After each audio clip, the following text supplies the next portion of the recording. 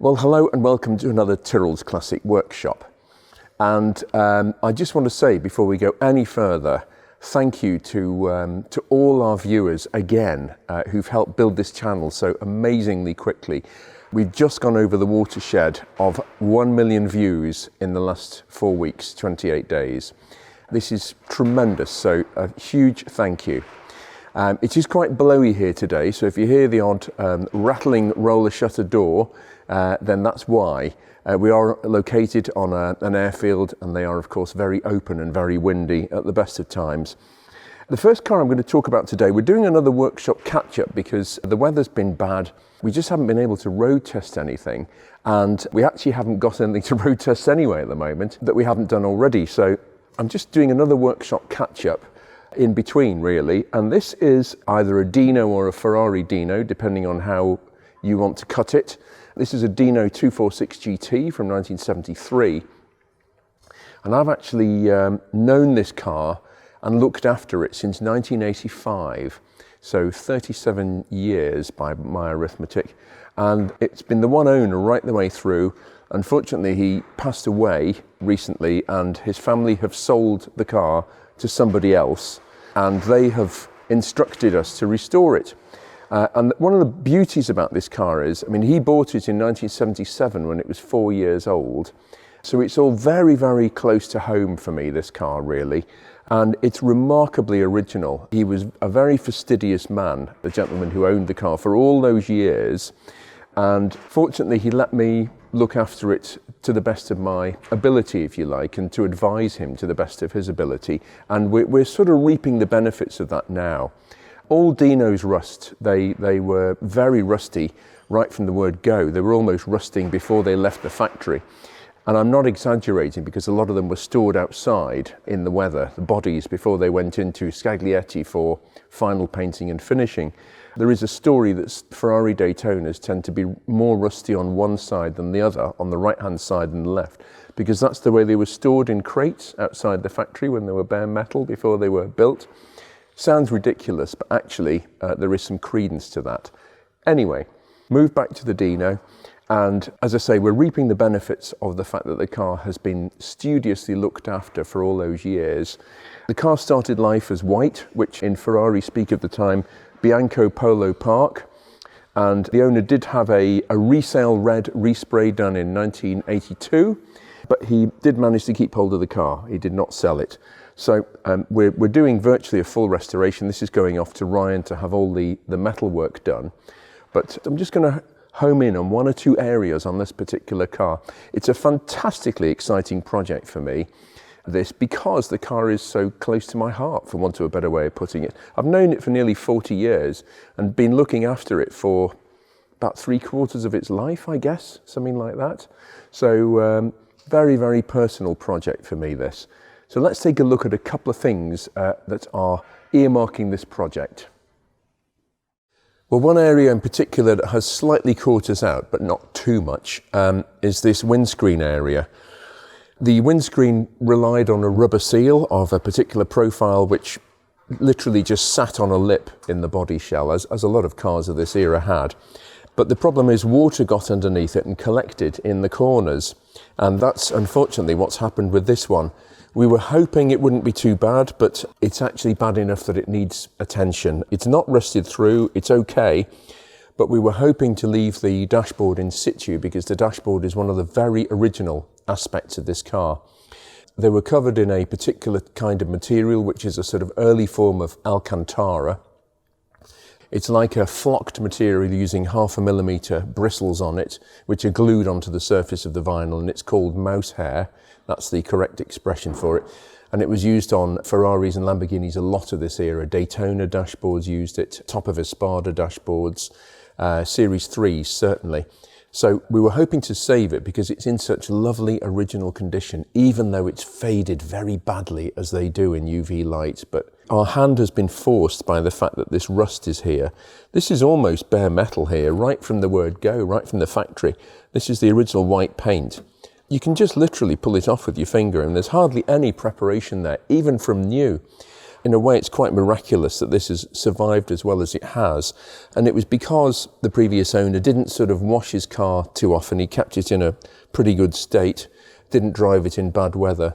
So we're reaping the benefits of that now. But nevertheless, it needs attention. So our hand has been forced to take the dashboard out of it. Well, hello again, Craig. Hi. You seem to be a regular feature in these workshop capture videos now. So this is the Dino dashboard, and you can quite clearly see the grain of the flock on the vinyl, can't you? Yeah.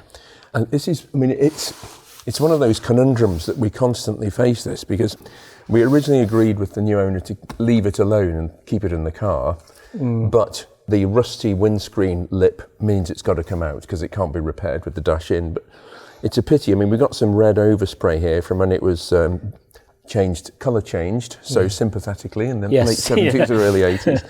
But there's no watermarks. I mean, normally the bottom of the windscreen here, there's watermarks and staining. There's none of that. Yeah.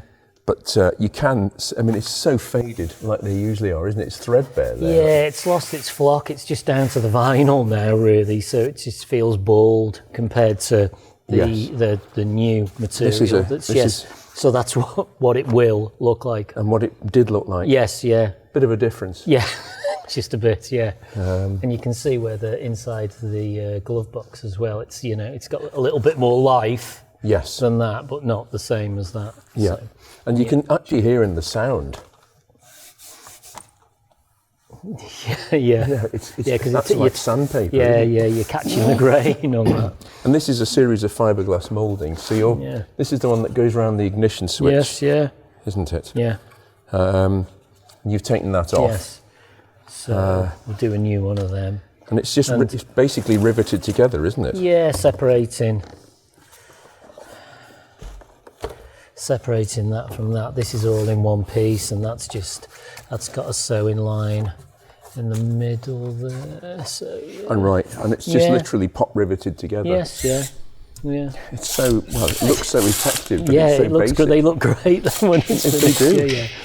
And you almost have a constant stream of Dino and Daytona and Lamborghini dashboards to do, really. Yeah. And this is one of the better ones, but unfortunately it is just too far gone. So it's a pity. It is, yeah. Oh well, thanks very much. We'll look forward to seeing it all done. Yes, I know. All okay, right. thank you. Cheers. Yeah, see you. Bye. Well, Leon, you've been busy stripping this Dino engine. And I think we're going to have to get you to strip a few more engines because there's no wear on this, really. No. So keep doing what you're doing. Thank you. But I mean, it's amazing because this car has done 43,000 miles from new, and we know that from the ownership history. And normally, an engine in the 1970s, this will seem odd to you, but something like a Vauxhall Chevette, that little 4-cylinder engine, or a Ford Crossflow. Yeah.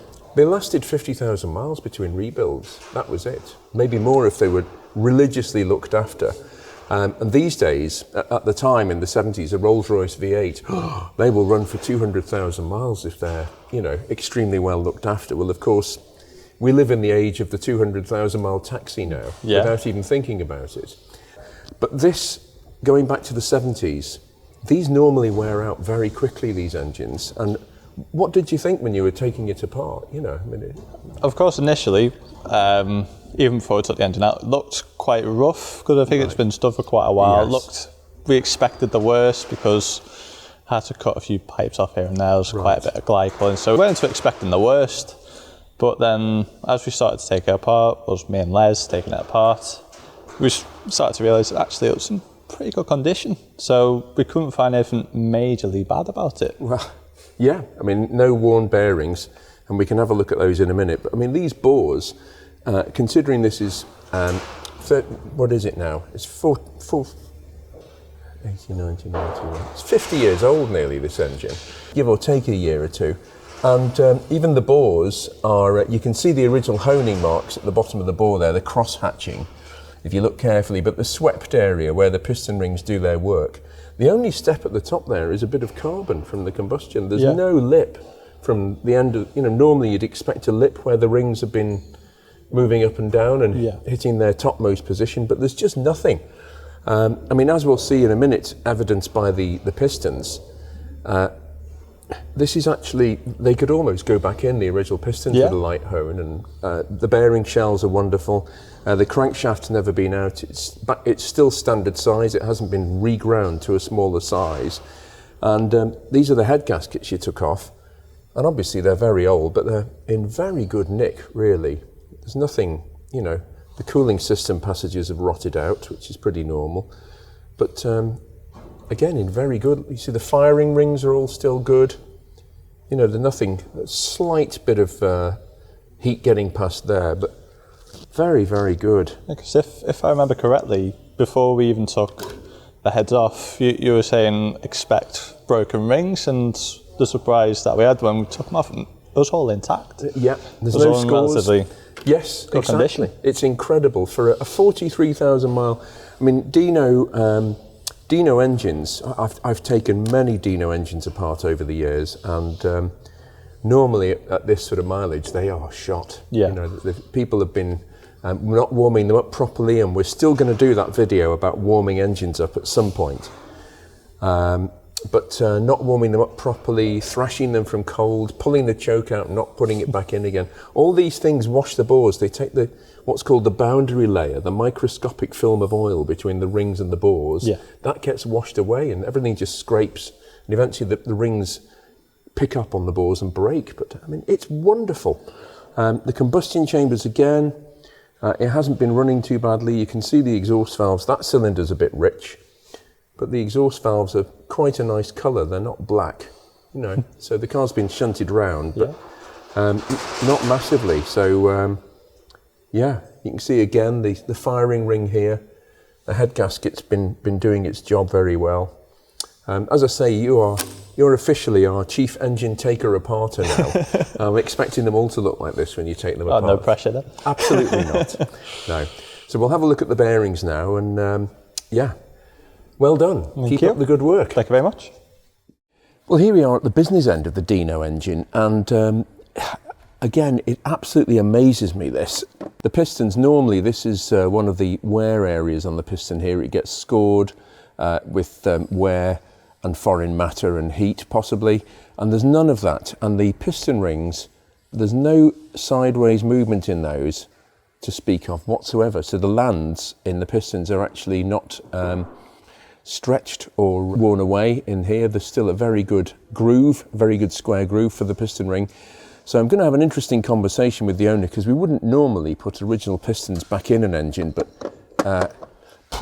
there is an argument for it in this case, actually, if the bores are lightly honed to get rid of any glazing that's there, and re-ringed. And these shell bearings, again, are incredibly good for a 43,000 mile very high performance engine from the 70s. I mean, this engine revved to 7,700 RPM in 1973, which was almost as high as any production car engine. I think a couple of the tiny Japanese cars, the Honda, the small Honda, and things like that, revved to 8,000. But for an engine like this in the 70s to do that and to remain like that is fabulous. And crankshaft again. Looking at this, bearing in mind the negligible wear on the bearing shells, I wouldn't expect anything particularly on the crankshaft, because these are actually quite soft material. These are tri-metal bearing shells, which is copper lead indium. That's what the material is, and it's actually quite soft. You can scratch that almost with your fingernail. So for the crankshaft, which is nitrided EN40B steel, to survive like this is incredible. So I think just to polish, we'll obviously measure all the journals, just to polish, and that will come back to life again. I mean, incredible, really. Camshafts normally wear on Dinos for fun, and I can't imagine this is any exception, although they do look pretty good. Altogether, a very pleasing thing, and this is the dividends that people reap from sort of maintaining cars properly, having the oil changed regularly, and starting them and driving them properly. It just makes such a difference. And I am piecing together, I'll say it again, this video of how to start your classic car from cold for minimum wear and maximum enjoyment. But yeah, we'll be using this possibly as an example. And these transfer gears here, this is called a Torrington Race. The little rollers tapered needle rollers, because a spur gear, a helical spur gear, actually exerts sideways pressure as the gears work. So it uses this little Torrington race to stop anything untoward happening. And there's another one in there. This is the transfer gears that take the power from the engine down to the gearbox underneath it. Yeah, so these are the original suspension arms, which have been restored, blasted, coated, and original bushes welded on. And now we're going to have a look at another car which seems to have garnered a lot of attention, and that is the Black Countach that's arrived from the US. Let's see how we're getting on with that one. Well, it's always tempting to go for the drama and go for the big moment, but unfortunately, it's rather like a effervescent tablet that's effervesced, because we've actually got this car running now. In the meantime, Pete has got the fuel accumulators, which we saw in the last video. We've fitted those, we've pressure tested the Cagetronic injection systems, and we had a slight leak from one of the fuel filter banjo bolts, which we've just nipped up, and that's sorted that out, the copper washer. So this car is actually running, and running really well now. He says, I have been told this. Let's see if this car bursts into life, but this is not the first time it's started. As I say, I'm not going to go for the dramatic hyperbole. It's just simply the workings of a workshop. These things, sometimes we can hit it right and sometimes we can't. But anyway, we've been working on this car. We've persevered with it. It hasn't run for years. Let's see what the noise is like.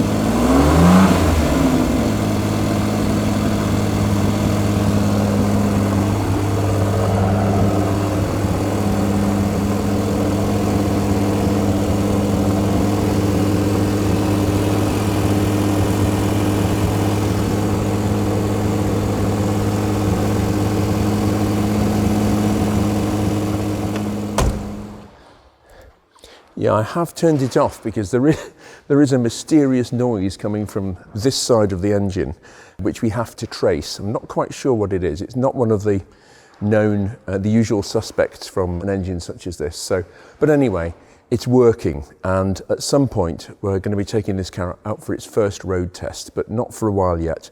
Plenty of checking up to do, sort some nasty noises out, but it sounds great. It's firing on all 12, at least at idle.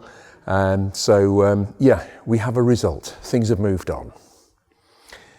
Well, thanks for watching. Hope you've enjoyed it, and we will be back with something else very soon.